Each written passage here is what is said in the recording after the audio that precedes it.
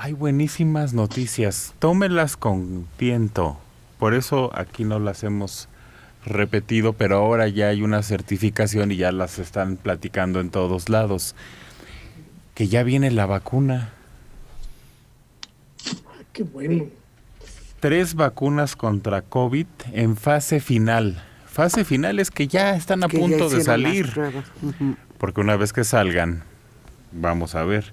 Pero 3 proyectos de vacuna contra COVID-19 ya demostraron ser seguras para los pacientes y produjeron una respuesta inmunitaria importante. Sí. Quiere decir que son efectivas. Esto es lo único que va a detener. Así es. Lo único que nos va a permitir en verdad regresar a la normalidad. Mientras Así eso es. no esté en los miles de millones de vacunas que se necesitan distribuidas en el mundo, la normalidad va a seguir siendo anormalidad. Bueno, hay una que está en China. Provocó fuerte reacción de anticuerpos, bla, bla. En China, esto es en Wuhan, China. Es una prometedora opción ya que este tipo de vacuna puede ser fabricada fácilmente a gran escala. Hay otra que es alemana y una tercera en Oxford. Vamos a ver qué tal hay una estadounidense, es una unión Oxford Pfizer. Pues es muy interesante porque si hay una vacuna vamos a cambiar el planeta, vamos a regresar a nuestra vida cuando lleguen las vacunas. Sí. Estaba Hay otro de otro laboratorio, AstraZeneca, que está también ya en etapa final. Y es muy positivo eso porque había la posibilidad muy alarmante de que la inmunidad contra el coronavirus fuera temporal. Es decir, que no fuera que tuviera un plazo largo, que es la única manera en que esta cosa vale la pena, y que lo que haría que cualquier vacuna fuera algo inútil. Porque cambia. Porque si se da pierde. Inmunidad, pues, si la inmunidad es temporal, pon tú que sea un año, Ajá. entonces la vacuna no te está protegiendo realmente. Pero no llegaríamos como la influenza, Eso, que me la ponen creo que 6 meses el doctor o cada año. pues probablemente habría que poner una vacuna nueva cada año. No, pero parece que la que están haciendo en Oxford... A ver, corrijo, perdón, Adela. Oxford AstraZeneca. Esa es, como dicen, esa es la más exitosa, la más adelantada que va en procesos. Porque precisamente el éxito que ellos han obtenido es una inmunidad a largo plazo. Justamente lo que ustedes dicen, que una inmunidad a largo plazo, pero además la oportunidad de que AstraZeneca tendrían únicamente hacer ligeras modificaciones a su sistema de producción para poder producir, creo que 2,000 millones de vacunas. Sí, creo que esa es la cifra que dieron, 2,000 millones de vacunas. A mí me parece que son noticias alentadoras, pero como diría don Fernando Marcos o Ángel Fernández, el último minuto también tiene 60 segundos. Y en esa última etapa puede pasar muchas cosas.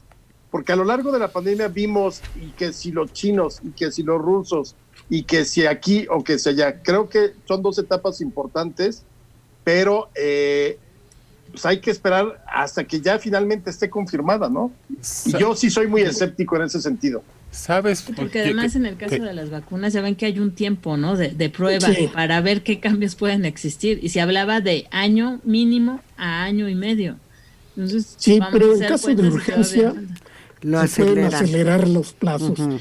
Pero lo que preocupa es la existencia de un grupo que va a resistir ser vacunado. porque precisamente su teoría conspiratoria se basa en que esa vacuna va a ser una forma de control mental. Es muy intrincada la teoría conspiratoria porque significa que te va a aparecer una especie de diagrama de barras en la piel y una serie de marcas y que va a influir en las telecomunicaciones. Es muy intrincada, pero hay un porcentaje elevado de personas que creen en eso y que no estarían dispuestos a vacunarse. Entonces, esto representa un peligro para muchas gentes, un 5% de la población que seguiría siendo vulnerable a la enfermedad.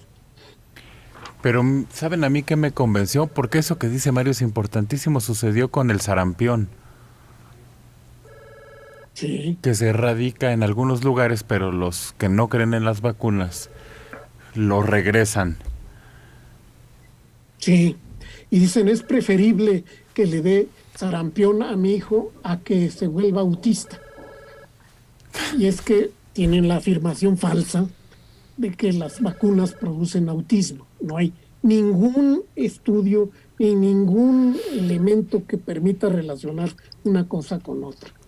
Bueno, lo que a mí me convence de que estos estudios van muy adelantados es que el gobierno británico está anunciando un cierre de un acuerdo con estas farmacéuticas BioNTech, Pfizer, ¿o cómo se pronuncia? Pfizer. ¿Cómo? Sin torcer la ¿No boca. es Pfizer? Eso. Pfizer, Eso. Sí, porque Pfizer es la actriz. Sí. Como dice Alejandro, ¿cómo? Pfizer. Con Z, ¿no? Y Valvena. Con esas Z-E-R. para abastecer 90 millones de dosis contra el COVID. Cerró un acuerdo. Y junto con ese cerró otro con AstraZeneca por otros 100 millones de dosis. Las vacunas encargadas superan la población, pero no aseguran su efectividad. Pero ya están compradas, todavía no están terminadas, todavía no están hechas, y el gobierno británico ya sacó la chequera y les dijo, ¿cuánto es por sus vacunas? Apártenmelas. ¿Y sabes que las probaron en orangutanes? Y en población también. En- La fase experimental fue en orangutanes, después Sí. vino otra fase con un grupo, una muestra reducida, y la última fase de la que mencionaba Alejandro, que puede pasar en el último minuto, se abarca una mucho mayor población para que vengan escalonados los resultados y se puedan acortar los tiempos. Es decir, la primera generación, que fue la de los orangutanes, ya está avanzada los resultados.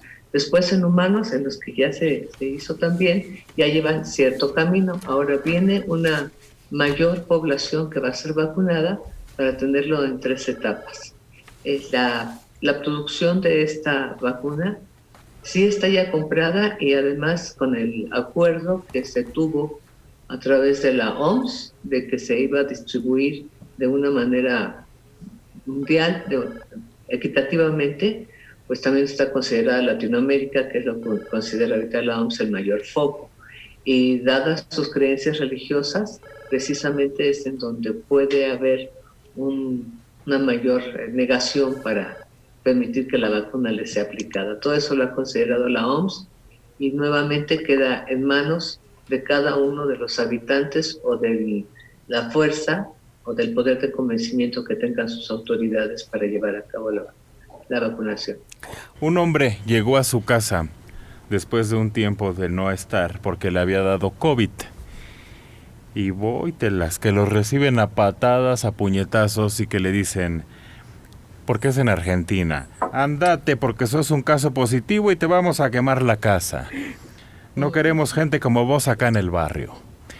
Y sí, le prendieron fuego a la casa, le quitaron el coche y le dieron una paliza de campeonato. Él ya había estado ingresado en el hospital debido al coronavirus. Regresó a su casa, pero fue recibido así. Y él decía, yo ya pasó el problema, ya estuve aislado. ya no hay ningún peligro, pues no les importó a los vecinos. De todos modos, una paliza se llevó y tuvo que salir corriendo de ahí. Pues es parte de lo que no entendemos del virus. Mientras todavía no entendemos cómo se contagia, cómo lo podemos evitar. Miren, Venga la Alegría es un programa que pasa en la mañana. Sí. Bueno, pues que ahora hay 4 conductores enfermos de COVID. Y además es en una empresa en donde el jefe les dijo, pónganse a trabajar. No importa, no se detenga la economía. Así es. Bueno, pues 4 conductores del programa Venga la Alegría están contagiados y dieron positivo y ahora están desde su casita transmitiendo. Ay, les hubiera salido más barato hacerlo desde un principio. ¿Quién empezó? ¿Cómo le echas la culpa a alguien? ¿Cómo sabes en qué momento? No puedes emprenderla contra nadie. Y por más que hayas implementado las medidas de seguridad en tu casa, en tu persona, ni hablar, resbala uno. Pero ahí sí hubo mucha responsabilidad del dueño de esa empresa. Pues no, porque yo los veo con sana distancia y debe tener protocolos detrás. Él fue el que no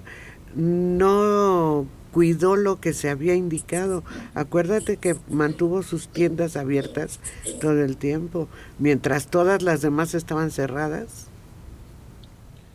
No, pues el factor humano es el eslabón más débil en todo este problema. Porque tanto los que no creen como los que exageran en su reacción no están ayudando, están convirtiendo esto en una verdadera tragedia sin paralelo. Tú has hablado de este grupo, Mario. Es que falleció Rubén Ortiz, fundador de los Folcloristas. ¿Cómo no? Sí, era un grupo extraordinario por la calidad de sus interpretaciones y un repertorio que rescataban de pues, los archivos y las tradiciones más profundas en muchas regiones del país, pero sobre todo en Veracruz. Yo no les tengo mucho seguimiento, no los podría diferenciar. Es que era un grupo que iba y venía, pero eran gente de mucha jerarquía en sus distintos campos, no eran simples músicos. Por ejemplo, fue folclorista Jorge Saldaña. Fue miembro de ese grupo, son los folcloristas. Bueno, pues Rubén Ortiz, dicen que conoció a Víctor Jara en una visita de los folcloristas a Santiago de Chile. Y así se encargó de traer al chileno a México en el 71. Habían estado figuras ahí como Mercedes Sosa, Atahualpa Yupanqui, Juan Rulfo, José Revueltas. Era un grupo cultural muy importante. Yo eso sabía que habían pertenecido gente muy interesante. La peña de los folcloristas fue clausurada por las autoridades. Fueron arrestados y fueron, condenados por ir a Lecumberri a cantarle a los presos políticos. Pues Rubén Ortiz falleció. Dora. Sí, el comentario respecto a las peñas. Esta que acabamos de escuchar, ninguno la interpretó como Amparo Ochoa. Amparo Ochoa, Óscar Chávez, Guadalupe Pineda, los folcloristas, todos ellos dieron paso a una época de protestas a través de la música, y muchos de estos lugares fueron satanizados porque los consideraban nidos de subversivos, de mugrosos, de revolucionarios. Se unen al movimiento de Pablo Milanés y de muchos otros cantantes. Creo que sí hicieron camino, dejaron una huella, y hoy que los escucho, después de 350 años, digo, ay, qué feo está eso. Pero en su momento no salía de las peñas yo. Yo no salía de las peñas, y era la fascinación, era la magia, era el idealismo. Y ahorita que lo escuché dije, pero qué horror. Ahora entiendo a mis padres. Yo conocí las peñas y nunca me pasaron, porque los músicos que ahí estaban cantaban tan feo siempre con una guitarra destemplada y con y además el ambiente en las peñas me deprimía, es decir, el humo, el polvo, como lugares viejos, salía uno como sacudiéndose, todo lo que ahí se quedaba atrapado. A Mario también le tocaba. Carísimo y estrecho, pero a mí me encantó. Ándale, además. Sobre todo ir a ver a Chaffee Kelly. Chaffee Kelly eran maravillosos. Porque, claro, cantaban y todo, pero tenían unos sketches fantásticos sobre la grosería en México, el albur, pero en general sobre la vida política en el país. Pero era ese, el chiste político lo que privaba, sí, y la música de protesta que era interpretada por diferentes grupos, pero además con una influencia que en muchos casos no era bien entendida de la música latinoamericana. Entonces los que llegaban, lo que tú dices, llegaban a tocar ahí, decías, pero ¿a quién les dijo que tocaban? Por Dios. Pero hubo peñas muy famosas. La Peña del Gallo, ahí en Revolución, se hizo famosísima. Además era muy grande. Una casa antiquísima que ocupaba la peña como un salonzote central. Y ahí, sí, desde luego, ya era la época en la que un refresco te lo vendían como si fuera de oro.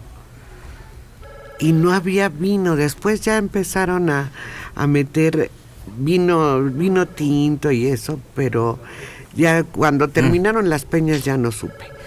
Pero sí, al principio era puro refresco, café, y si acaso te podían vender una naranjada o limonada. Yo todavía recomiendo una peña de Bernal. Ah, bueno. Dense una vuelta. Y es que nos quedamos hartos de peña en México. Peñistas. ¿Qué pasó, Mario? El mesón de la guitarra todavía está en Félix Cuevas. Pero ya no tiene el mismo sabor de antes. Ahora ya la ponen música cubana, romántica. Pero es igual de incómoda que antes. Ah, eso sí, las banquitas siguen siendo las mismas. Alejandro. Yo viví, hasta los 20 y tantos años en Satélite, y ahí todavía había, la peña típica ahí era el Sapo Cancionero. Sí. Ahí llegamos a oír todas las canciones de protesta, Silvio, Amaury Pérez, Pablo Milanés, todos estos. Luego llegó Filio y sus hermanos, y eran exactamente banquitas súper incómodas, muy, muy incómodas, pero creo que hasta donde tengo entendido, y si no, seguramente alguien del público que nos escucha me confirmará o no, pero según tengo entendido, el Sapo Cancionero sigue funcionando ahí en Ciudad Satélite. Sí, pero cambiaron. Otra que era famosa, no propiamente como peña, pero sí, donde tocaban música, era la Hostería del Bohemio, ¿te acuerdas, Dora? Sí, cómo no. Sí. Sí, ahí junto a San Hipólito, y con igual, las mismas bancas incómodas, pero además al aire libre te morías de frío si te tocaba época de invierno. En la Avenida Hidalgo. Sí, junto a San Hipólito. Las librerías de lo viejo, todo eso, pues revestía un ambiente bohemio, pero pareciera ser que para muchos el ser bohemio era ser mugroso y apestar a marihuana. Sí. Y tú te perdiste en el Cóndor Pasa, porque ahí no te servían solamente el refresquito y todo. En tazas de café te podían poner bebidas alcohólicas. Sí, lo ocultaban. Sí, claro. El gatolote también era. El gatolote. Ay, Dios, qué historia. Pero es que había otro género que era el café existencialista. Entonces había un continuum entre la peña y el café existencialista. Se extinguió el café existencialista y siguió la peña. Pero previo, ¿no? No, primero fue el café cantante. Bueno, sí. Claro. No, Que estaba, ese era para que entraras a las 5 de la tarde, te tomaras un café y a las 9, 10 de la noche te decían muchas gracias por haber participado y te mandaban a tu casa.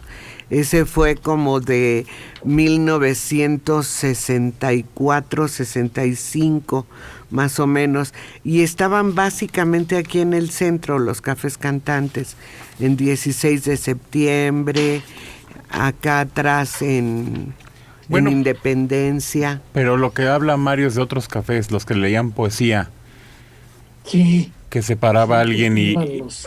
improvisaba haikus o un montón de cosas que uno no entendía. Y esos son los que no funcionaron, desaparecieron rápidamente. Maestro Alejandro Rosas, así es, todavía existe el sapo cancionero en satélite. ¡Salud! Uy, pero ha de tener 8 millones de años. O sea, ya yo tengo 50 y ya iba a los 18, 17 con mis amigos de la preparatoria y demás. Cállate, tienen la sí. misma comida y la misma bebida de hace 50. No lo dudo, ¿eh? Ahí está tu foto todavía. Seguramente. Es Qué como, padre, es qué como bueno. del 67, 68, el sapo cancionero. Como de esos años. ¿Qué está pasando? ¿Por qué cada día hay más asesinos jóvenes? De alguna manera los están convenciendo. Y ellos están convencidos de que ese es el camino a seguir. Y que no hay problema. Pero aquí estoy encontrándome con una posible solución. Yo les he dicho que por Juan Villoro hasta a veces compro el Reforma. Vale la pena pagar lo que vale el Reforma cuando él escribe, porque es un tipo muy interesante y está diciendo los lugares como señalados como puntos de violencia y narcotráfico deberían de ser candidatos para construir ahí bibliotecas. Yo no sé si esto pare o no pare la delincuencia, pero me parece una idea y una solución, ¿por qué no? Sí. A mí también me parece que es una buena idea, pero paralelo a eso, Manelik, tiene que haber una acción directa, efectiva, en contra de los grupos delincuenciales que les facilitan las cosas a los jóvenes. En tanto no haya un ataque frontal con los cuerpos delincuenciales, ni todas las bibliotecas en todo el país van a funcionar. Necesita primero ver que el que es delincuente sufre un castigo, y un castigo rígido, un castigo fuerte. Yo no estoy preguntando eso, porque un castigo rígido a los jóvenes de 16 años, no estoy hablando de la solución que está dando Juan, de poner una biblioteca y no dejar que ese joven caiga en ese camino, Liliana. Es que mira, suena muy bien, muy bonito, ¿no? Decir una biblioteca, pero no creo que sea tan sencillo el que poniendo una biblioteca el joven, en vez de irse a la delincuencia, se vaya a leer libros, ¿no? Yo creo que son muchos los factores que influyen para que chavitos de 13, 14, 15, 16 años se estén entregando más hacia el mundo de la delincuencia, que les ofrece una cosa de atractivo y que no tienen del otro lado que los haga inclinarse hacia volverse asesinos, volverse rateros, volverse criminales desde edades muy tempranas. En un tiempo nos espantó mucho lo del ponchis ponchis. Se nos hacía sorprendente saber que un chamaquillo de 13, 14 años ya se dedicaba a deshacer cuerpos en un bote, a descuartizarlos, a torturar gente. Pero lo que vemos es que ahorita tal vez falta ese contrapeso en donde al joven lo inclines más hacia la cultura, hacia los estudios. ¿Qué pasa? Que no hay una sociedad constructiva tan fuerte como para que vean ellos que si tú estudias puedes aspirar a tener una calidad de vida. Ellos no lo ven. Entonces por eso decir, pues sí, qué padre poner bibliotecas, pero no es tan sencillo. Para que tú le encuentres el gusto a leer en vez de dedicarte a la delincuencia, Tiene que haber un camino antes de educación, una formación por parte de los padres, una formación por parte de la escuela, y estos jóvenes no están recibiendo eso. Alejandro. Yo creo que es una política integral la que debe de entrar aquí. Por un lado, evidentemente sí tiene que desaparecer la impunidad. Es decir, ya sea a los 16, ya sea a los 18, no me refiero ahorita que cambien la edad para ya hacerlos responsables, sino que haya consecuencias de tus actos. A los 16 igual entras a lo que se llamaba antes la correccional de menores, ¿no? A los 18 ya entras en prisión como debe de ser, etcétera. Pero que no haya impunidad, porque en el momento en que saben que la pueden librar, que si no hay una denuncia entonces no van a entrar a la cárcel o no van a ser detenidos y demás, creo que eso propicia que se la juegue. Luego, evidentemente, el gobierno ha hablado mucho de que hay que atacar las causas, pero si vamos a atacar las causas, eso va a desaparecer en 1 o 2 generaciones. O sea, si tú garantizas que atacando las causas va a funcionar, claro, sí, mejoras la economía, la distribución de la riqueza, si creas fuentes de trabajos, si creas escuelas, o sea, es algo a muy largo plazo el atacar las causas. Y las bibliotecas solo sería una parte de toda esta política integral. Yo creo que sola por sí no resultaría, creo que todavía no están los elementos fundamentales para poder hablar de que los jóvenes vean una mejor opción estando en su ciudad o en su pueblo y estudiando, a que el camino fácil de tener más dinero, aunque no sea tampoco tanto, pero con una facilidad absoluta. Qué poca. Están hablando de 2 problemas distintos. Claro. Uno es el de la formación de una juventud sana con la capacidad de abrirse paso en la vida, con conocimientos y con capacidad para trabajar, y la otra es la de combatir la delincuencia. Combatir la delincuencia es un problema que existe y que lo vemos todos los días y que hay que abordarlo, hay que ir a donde están los delincuentes, capturarlos, meterlos a la cárcel. Eso es lo que se necesita, no poner bibliotecas, porque a lo mejor hay bibliotecas, ¿y de qué sirve? Si nunca van, no tienen ningún estímulo para ir a las bibliotecas quienes entran a los grupos delictivos. Entonces, son 2 problemas distintos. Están proponiendo soluciones a un problema que no es el de la delincuencia. Nadie está diciendo que con eso se vaya a acabar la delincuencia. Lo que dice es poner una biblioteca y sensibiliza a la población, como sucedió en Colombia. Es muy curioso, pero Colombia destruyó los barrios peligrosos poniendo parques urbanos limpios, iluminados y centros de reunión juvenil. Eso sí. Nada más. Eso fue todo lo que hizo para destruir esos barrios y que la gente cambiara su manera de pensar. Pero es que algo tenemos que hacer porque estamos reclutando muchos jóvenes en el narcotráfico. Víctor Ramírez manda un mensaje por internet y me dice: proponlo al premio Nobel al tipo de reforma, Manelik. No, y luego dice una grosería muy ruin. Yo le recomiendo que lo lea y sí, lo voy a proponer. Villoro es un hombre que podría ganarse un Nobel de literatura, ¿cómo no? Si pudiera, lo propongo. Léalo. Más bien le propongo a usted también que lo lea, para que se dé cuenta de la calidad del tipo literaria. Yo no lo conozco en lo personal.